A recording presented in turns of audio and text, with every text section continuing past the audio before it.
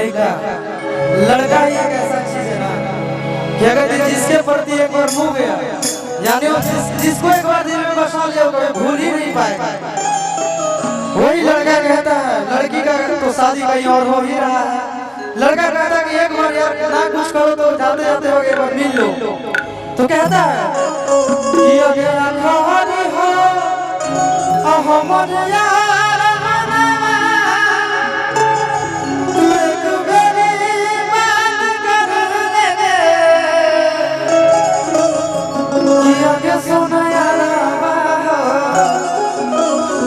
भारती पटना में आके मुलाकात कर लेंगे।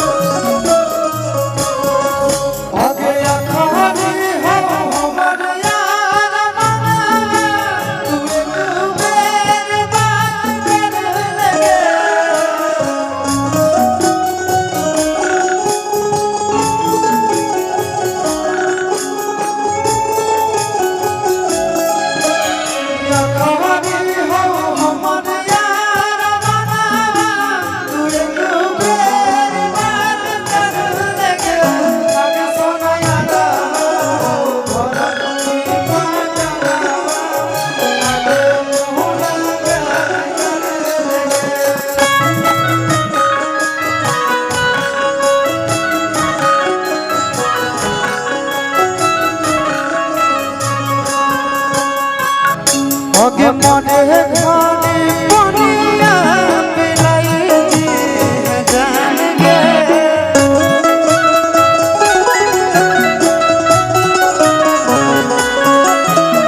मने खानी पनिया पिलाई जान गे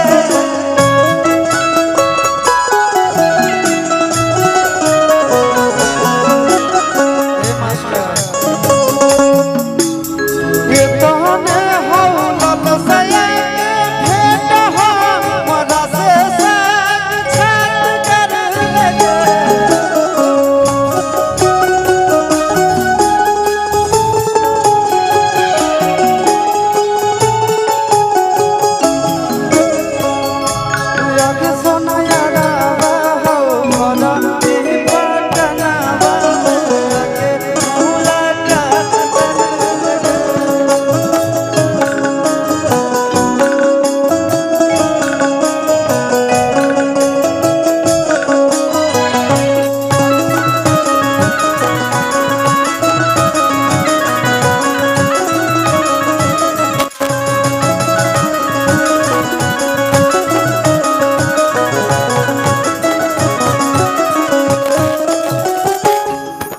और ये गाना इन्हीं के कंपनी से रिलीज हुआ था, एंटरटेनमेंट के माध्यम से।